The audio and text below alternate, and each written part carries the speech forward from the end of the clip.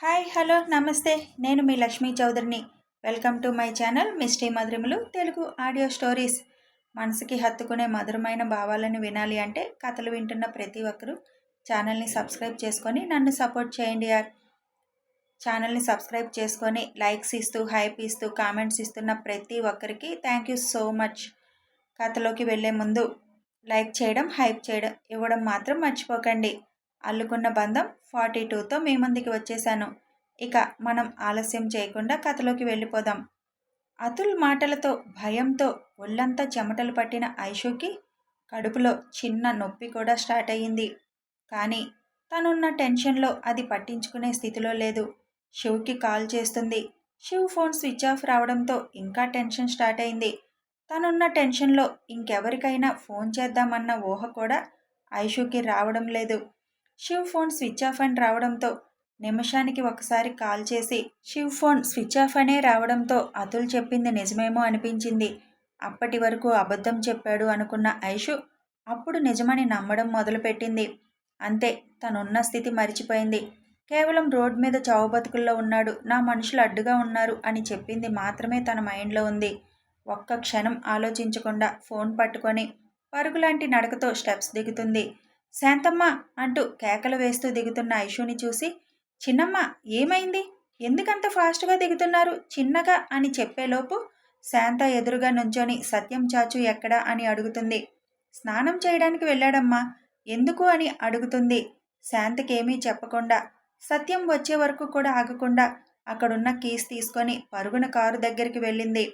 చిన్నమ్మ ఆగండి, ఎక్కడికి, ఏమైంది అని అడుగుతూ శాంతమ్మ వచ్చే లోపలే కారు స్టార్ట్ చేసింది. గేటు దగ్గర సెక్యూరిటీ కిరణ్ కారు రావడంతో గేటు ఓపెన్ చేస్తారు. అదే టైంకి గేటు ఓపెన్ ఉండడంతో కారు ఫాస్ట్గా పోనిచ్చి రోడ్డు ఎక్కేసింది ఐషు. కనీసం సెక్యూరిటీకి చెప్పి వెనక తీసుకువెళ్లాలన్న ఊహ కూడా లేదు ఐషుకి ఆ క్షణం. ఐషు కారు తమ ముందే దాటి వెళ్లడం చూసిన కిరణ్కి సెక్యూరిటీకి ఐషు ఎందుకు అంత స్పీడ్గా కారు వేసుకొని వెళ్తుంది అని అనుకుంటూ ఉండగానే శాంత అక్కడికి పరుగున రావడం చూసి ఏమైంది అని కిరణ్ అడుగుతాడు. ఏమో తెలియదు బాబు, గబగబా మెట్లు దిగారు. సత్యం వచ్చేదాకా కూడా ఆగకుండా కంగారు పడుతూ కారు వేసుకొని వెళ్లారు. చిన్నయ్యకి తెలిస్తే అస్సలు ఊరుకోరు అంటుంది. శ్రావణి, నువ్వు లోపలికి వెళ్ళు అని కిరణ్ సెక్యూరిటీని కూడా వెనక రమ్మని కారు స్టార్ట్ చేసుకొని వెళ్తాడు. ఐషు నడిపే ఫాస్ట్కి కారు అప్పటికే చాలా ముందుకు వెళ్ళిపోతుంది. ఈ ఐషు ఎందుకు ఇలా చేస్తుంది, అసలు ఏమైంది అనుకుంటూ కారు ఫాస్ట్ పెంచుతాడు కిరణ్.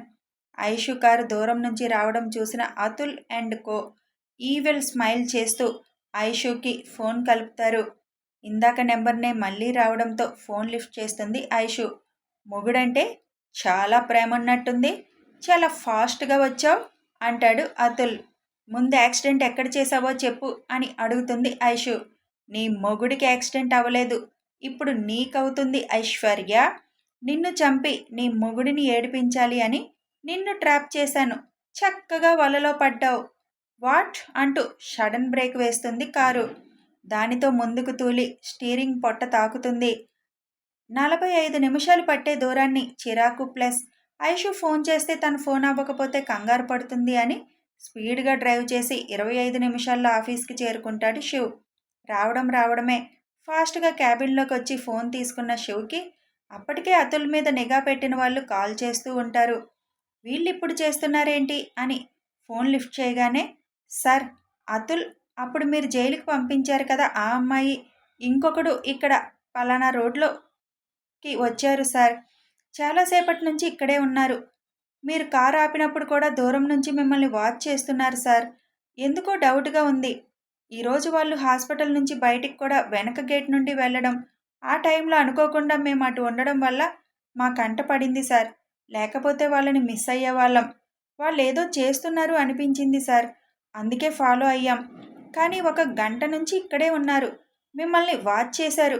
మీ ఫోన్ డ్యామేజ్ అయ్యింది కదా సార్, మేం మీ దగ్గరికి వస్తే వాళ్ళకి డౌట్ వస్తుందని వాళ్ళకి కనిపించకుండా వాళ్ళని వాచ్ చేస్తున్నాం, ఈ నెంబర్కి కాల్ చేస్తున్నాం అప్పటి నుంచి అని చెబుతారు. ఫస్ట్ టైం ఈ ఫోన్ మర్చిపోయినందుకు శివ్కి తన మీద తనకే కోపం వస్తుంది. శివ్కి డౌట్ స్టార్ట్ అవుతుంది. నిషా ఇక్కడ ఉంటే మరి అక్కడే ఉన్నట్టు నాకు మెసేజ్ ఎందుకు వచ్చింది అని ఆలోచిస్తూ, మీరు వాళ్ళనే వాచ్ చేయండి, ఏమాత్రం తేడా ఉన్నా నాకు వెంటనే ఇన్ఫామ్ చేయండి అని చెబుతాడు శివ్. వెంటనే నిషా గురించి చెప్పి అతనికి కాల్ చేస్తే ఫోన్ లిఫ్ట్ చేయడం లేదు. పైగా బిజీ అని మెసేజ్ చేస్తాడు. ఇంతవరకు శివ్ ఫోన్ చేస్తే ఎత్తకుండా ఉండడు. ఇప్పుడు బిజీ అని మెసేజ్ చేయడం చూసి శివ్కి ఒక క్లారిటీ వస్తుంది. ఇంతలో మైక్ నుంచి ఫోన్ వస్తుంది. శివ్ అమ్మ తాగిన పాలల్లో డ్రగ్ కలిసిందంట అని చెబుతాడు. వాట్? డ్రగ్ కలవడం ఏంటి? తెలీదు శివ్. ఇంటికి వెళ్ళాక రాత్రి పాలు ఎవరు కలిపారు వాళ్ళని పట్టుకోవాలి. ఇప్పుడు ఎలా ఉంది అడుగుతాడు శివ్. డ్రగ్ వల్లే స్పృహ లేకుండా పడిపోయింది అని చెప్పారు డాక్టర్. ఇప్పుడు బాగానే ఉంది. స్పృహ రావడానికి టైం పడుతుందని చెప్పారు. నేను ఆఫీస్కి వస్తాను అంటాడు మైక్. శివ్కి ఎక్కడో తేడాగా అనిపించింది. వెంటనే మైక్, నువ్వు ఆ రోడ్డుకి వెళ్ళు. అక్కడ అతుల్, నిషా ఉన్నారు. మన వాళ్ళు ఇన్ఫర్మేషన్ ఇస్తారు. వాళ్ళు మిస్ అవ్వడానికి వీల్లేదు. వాళ్ళేదో చేస్తున్నారు అని చెబుతాడు శివ్. వాట్? నిషా ఇక్కడుందా? ఓకే శివ్, నేనిప్పుడు దగ్గరలోనే ఉన్నాను. నేను ఇప్పుడే స్టార్ట్ అవుతాను అని మైక్ రోజీకి చెప్పి స్టార్ట్ అవుతాడు. వెంటనే కళ్ళు మూసుకొని ఒక్క క్షణం జరిగింది ఆలోచిస్తున్నాడు శివ్. మైక్ వాళ్ళ అమ్మకి డ్రగ్, తన ఆఫీస్కి రావడం, రోడ్లో ఒక అతను అడ్డుపడడం, ఫోన్ పాడవడం, అతులు వాళ్ళు తనని దూరం నుంచి వాచ్ చేయడం అంతా గుర్తుకు రాగానే నా ఫోన్ డ్యామేజ్ చేసి ఏం చేయబోతున్నారు అనుకోగానే ఐషు స్ట్రైక్ అవుతుంది. అంటే ఐషుని ట్రాప్ చేస్తున్నారా?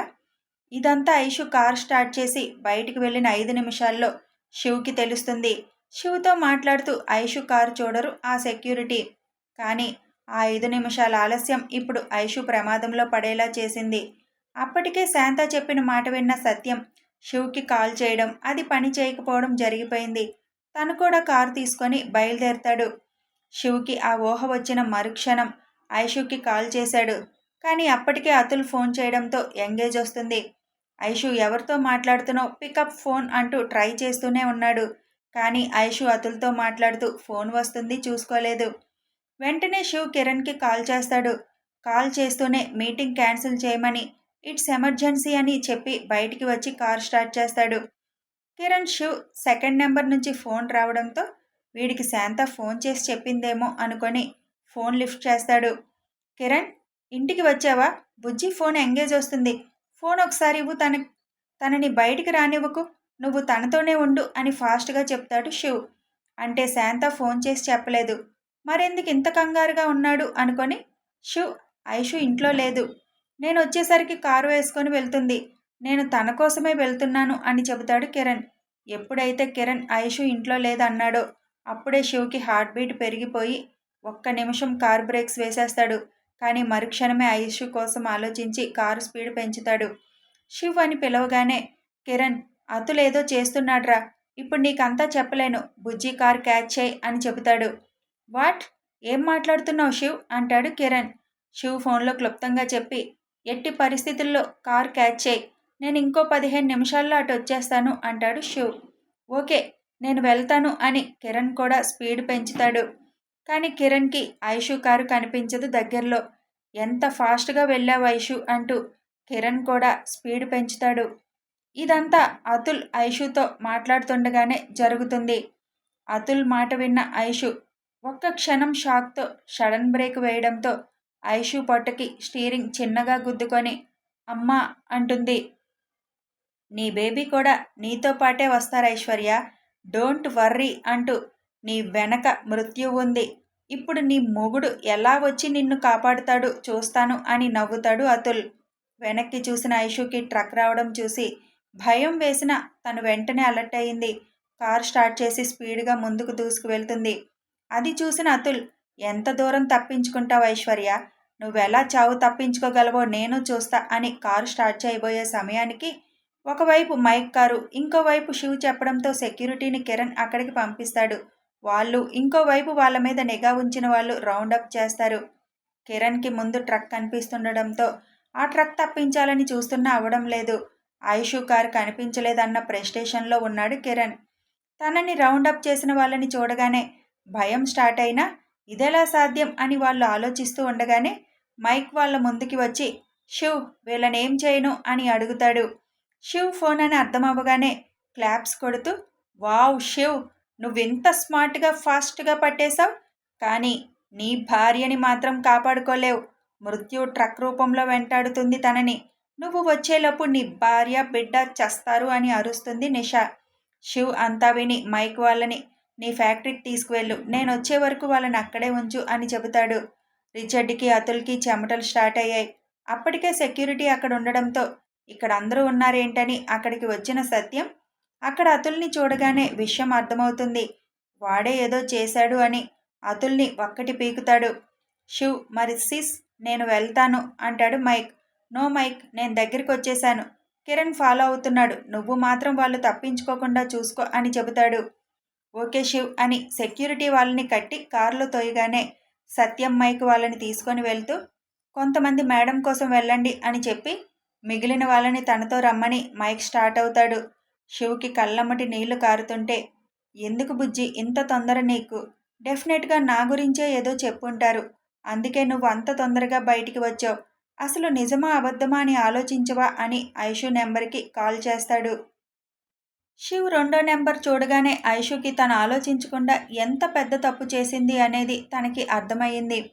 కన్నా అంటూ కారు ఆపితే ప్రమాదమని చెప్పి స్పీకర్ ఆన్ చేసి సీట్లో పెట్టి కన్నా సారీ అని చెబుతూ, కన్నా నాకేదైనా పర్లేదు, పిల్లలకి ఏమీ అవ్వనివ్వను, నన్ను క్షమించు కన్నా, నిన్నెప్పుడు టెన్షన్లో పెట్టేస్తున్నాను, నా మీద నీకు ఇప్పుడు బాగా కోపంగా ఉండి ఉంటుంది కదా, నీకు యాక్సిడెంట్ అయిందని చెప్పారు కన్నా, అప్పటికే నేను నమ్మలేదు, నీకు ఫోన్ ట్రై చేశాను కానీ అవ్వలేదు, నా వల్ల కాలేదు కన్నా, అందుకే ఆలోచించకుండా వచ్చేశాను, కానీ ఇప్పుడు ఇలా నాతో పాటు మన పిల్లల్ని కూడా ప్రమాదంలో పడేశాను కన్నా అని ఏడుస్తుంది. శివుకి ఆ టైంలో కోపం బాధ ఉన్నా ఇప్పుడు ఐషుకి తన మాటే ధైర్యమని, బుజ్జి లిజన్, ఇప్పుడు ఎక్కడున్నావు అని అడుగుతాడు. చర్చ్ రోడ్డు కన్నా. ఓకే నేను చెప్పినట్టు చెయ్యి, నేను ఇంకో 10 నిమిషాల్లో అక్కడ ఉంటాను. కిరణ్ నీ వెనకే ఉన్నాడు, నువ్వు కారు ఆపకు, వింటున్నావా? హా కన్నా. కార్ని స్ట్రైట్గా కాకుండా లెఫ్ట్ రైట్ తిప్పుతూ ఉండు, వాడిని కన్ఫ్యూజ్ చేయి. అలాగే చేస్తున్నాను కన్నా, నేను లైన్లోనే ఉంటాను. ట్రక్కి నీకు ఇప్పుడు ఎంత డిస్టెన్స్ ఉంటుందో చెప్పగలవా? ఐషు ఒక్కసారి వెనక్కి చూసి 200 మీటర్స్ ఉండొచ్చు కన్నా అని చెబుతుంది. బుజ్జి వెహికల్స్ ఏమైనా ఉన్నాయా నీ ముందు అడుగుతాడు. లేవు కన్నా, ఈరోజు రోడ్డు ఖాళీగా ఉంది. ఈ రోడ్లో వెహికల్స్ రాకుండా కూడా చేశారా అని డౌట్ వచ్చింది శివ్కి. కన్నా హా బుజ్జి, కొంచెం స్పీడ్ పెంచు, మినిమం 500 మీటర్స్ డిస్టెన్స్ ఉండేలా చూడు అని చెబుతాడు. నా వల్ల కావటం లేదు కన్నా. శివ్ కళ్ళల్లో నీళ్లు తిరుగుతాయి. ట్రై చేయి బుజ్జి, మన దగ్గర ఇంకో ఆప్షన్ లేదు. సరే కన్నా, నా మీద కోపంగా ఉంది కదా? నీ మీద కాదు బుజ్జి, నా మీద నాకు కోపం ఉంది అంటాడు. కన్నా అని బాధగా అంటుంది. శివ్ ఏమీ మాట్లాడకపోవడంతో కారులో తన కోసం శివ్ ఉంచిన పిల్లో తీసుకొని పొట్ట ముందు పెట్టుకొని ఒక్కసారే స్పీడ్ పెంచుతుంది. ఈ అమ్మని క్షమించండి, మీకేమీ కానివ్వను అంటూ శివ్ చెప్పినట్టు కార్ డ్రైవ్ చేస్తుంది. ఐషుని అలాగే లైన్లో ఉంచి కిరణ్కి కాలు కలుపుతాడు శివ్. శివ్ నా ముందు ట్రక్ ఉంది, అది దాటడం అవడం లేదురా, దాన్ని అడ్డదిడ్డంగా డ్రైవ్ చేస్తున్నాడు అంటాడు కిరణ్. అది నీ చెల్లి కారుని ఫాలో అవుతుందిరా, మృత్యువులా యాక్సిడెంట్ చేయడానికి అతుల్ పెట్టాడు. ఏంటి?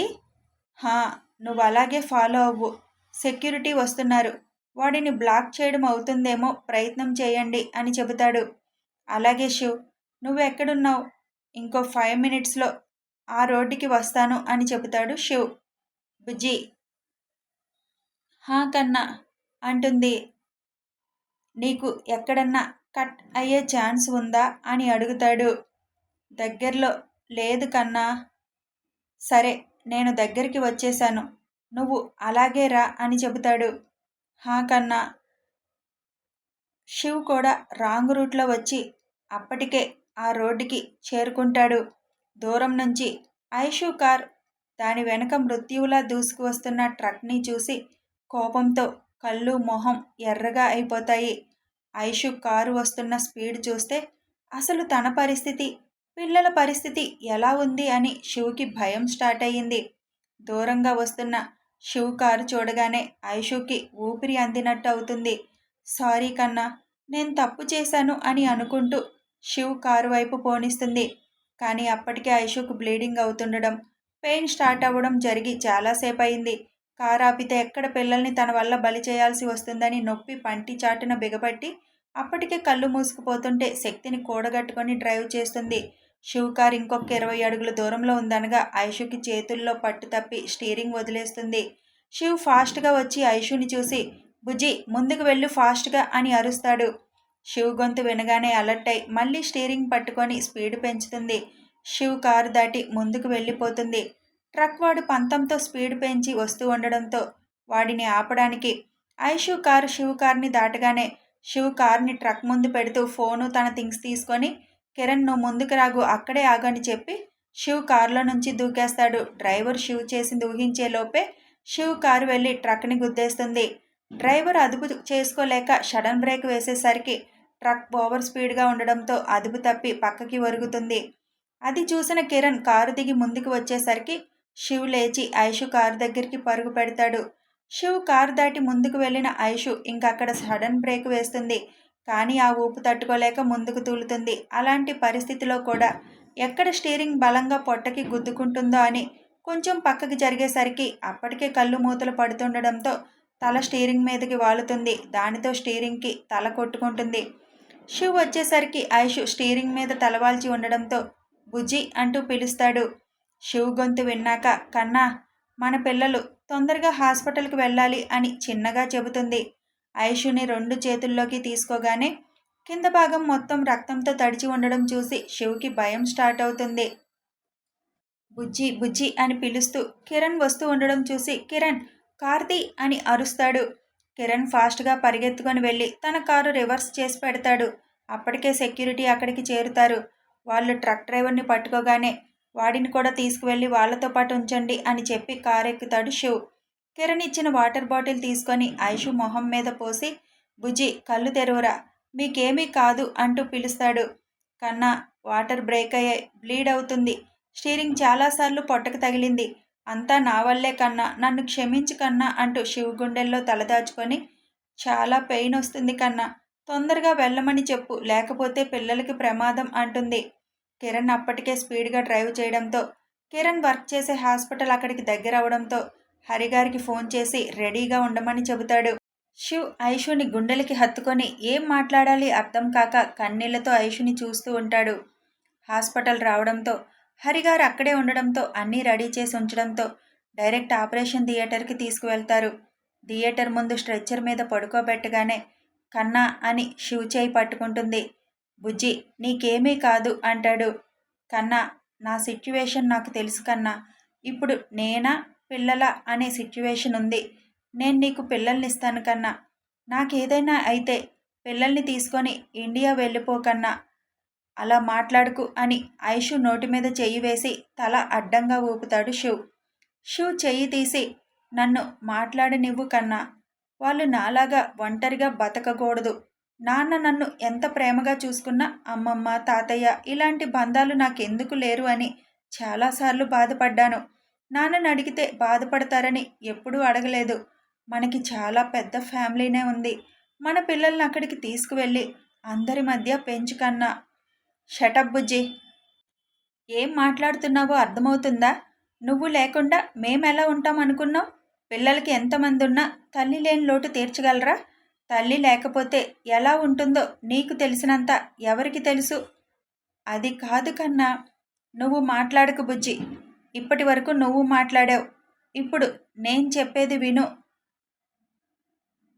నీకేదైనా అయితే నేను కూడా ఉండను బుజ్జి. వింటున్నావా? అక్కడ నీ గుండె ఆగిన మరుక్షణం ఇక్కడ నా గుండె కూడా ఆగిపోతుంది. అప్పుడు మన పిల్లలు ఎవరూ లేని అనాథ అని శివ్ అనగానే ఆ మాట కూడా వినడం ఇష్టం లేనట్టుగా కన్నా వద్దు అంటూ తల ఊపుతుంది. అందుకే చెప్తున్నాను విను. నువ్వు ఒక డాక్టర్వి. ఇలాంటివి ఎన్నో క్రిటికల్ స్టేజ్ వాళ్ళని నువ్వు క్షేమంగా బయటపడేశావు. ఇప్పుడు నీ టర్న్. నిన్ను నువ్వే గైడ్ చేసుకో. మా కోసం నువ్వు నీ ప్రాణాలతో ఫైట్ చేయి. ఎట్టి పరిస్థితిలో నేను బతకాలి, బతికి ఉంటాను. నా పిల్లలకి నా అవసరం ఉంది. నాకన్నా నేను లేకుండా బతకలేడు అని నీకు నువ్వే మోటివేట్ చేసుకో. నీ విల్ పవర్నే నిన్ను క్షేమంగా ఉండేలా చేస్తుంది. మా ముగ్గురు కోసం నీకేమీ కాకుండా చూసుకో. మీ ముగ్గురు కోసం ఎదురు చూస్తూ ఉంటాను బుజ్జి. ప్లీజ్ నా కోసం నీకేమీ కాకుండా చూసుకుంటావు కదా. నువ్వు చదువుకున్న చదువు, నేర్చుకున్న విషయాలు అన్నీ ఇప్పుడు నీ కోసం మన పిల్లల కోసం ఉపయోగించు. మీలో ఏ ఒక్కరికి ఏమైనా నేను ఓడిపోయినట్టే బుజ్జి. నన్ను గెలిపిస్తావా ఓడిస్తావా అనేది నీ చేతుల్లోనే ఉంది బుజ్జి అని చెబుతాడు. ఐషు శివ్ చెబుతున్న మాటలకి తనని తానే ప్రిపేర్ చేసుకోవడం మొదలుపెట్టింది. ఒక్కసారి శివ్ కళ్ళల్లోకి చూసింది. పైకి ఎంత గంభీరంగా ఐషుకి ధైర్యం చెబుతున్నా అతని కళ్ళల్లో ఒక సముద్రమే ఉంది. ఎప్పుడు కమాండింగ్గా ఉండే కళ్ళు దీనంగా ఆర్దిస్తున్నట్లు కనిపించాయి. అది చూసి ఐషు తను ఎలా అయినా బతకాలి అని అప్పటికప్పుడు తన బాడీని తన విల్ పవర్తో కంట్రోల్ చేసుకోవడానికి సిద్ధమయ్యింది. శివ్ వైపు చూస్తూ, నేను మీ ముగ్గురి కోసం క్షేమంగా తిరిగి రావడానికి ప్రయత్నం చేస్తాను కన్నా అంటూ శివ్ చేయి తీసుకొని ముద్దు పెట్టి పక్కన ఉన్న వాళ్ళకి స్ట్రెచ్చర్ ఆపరేషన్ థియేటర్కి మూవ్ చేయమని చెప్పింది. ప్రయత్నం కాదు బుజ్జి, నువ్వు రావాలి, ఇట్స్ మై ఆర్డర్ అంటాడు. ఐషు తల ఊపుతూ ఉండగానే లోపలికి తీసుకువెళ్ళిపోతారు. హరిగారు ఫోన్ చేయడంతో మేరీ డాక్టర్ కూడా అప్పుడే అక్కడికి వస్తుంది. శివ్ ఆవిడ వైపు చూడగానే నేను చూస్తాను అని లోపలికి వెళ్ళిపోతారు. ఐషు కాన్ఫిడెంట్గా చెప్పిన మాటలు శివ్లో కొద్దిగా టెన్షన్ తగ్గించాయి. కానీ ఎందుకో చాలా భయం వేస్తుంది. దేనికి భయపడని శివ్ ఫస్ట్ టైం భయపడుతున్నాడు. ఒకవేళ ఐషుకి ఏదైనా అయితే అన్న ఊహనే భరించలేకపోతున్నాడు. ఈ టైంలో వాళ్ళమ్మ తన దగ్గరుంటే తనతో మాట్లాడితే బాగుండు అనిపిస్తుంది. ఎన్నిసార్లు ఫోన్ ఆన్ చేసి ఆఫ్ చేస్తున్నాడో శివ్. ఒక్కొక్క క్షణం ఒక్కో యుగంలా అనిపిస్తుంది శివ్కి. ఆపరేషన్ థియేటర్ డోర్ కానుకొని అలాగే నిలబడ్డాడు. ఏ క్షణం ఏం వినాల్సి వస్తుందో అని గుండె హై స్పీడ్లో కొట్టుకుంటుంది. కథ కొనసాగుతుంది. మరి మన ఐషు మాటిచ్చినట్టు బిడ్డలతో పాటు క్షేమంగా బయటకు వస్తుందా తెలియాలంటే వెయిట్ చేయాల్సిందే. సబ్స్క్రైబ్ చేసుకోండి, లైక్ చేయండి, షేర్ చేయండి. Thanks for watching.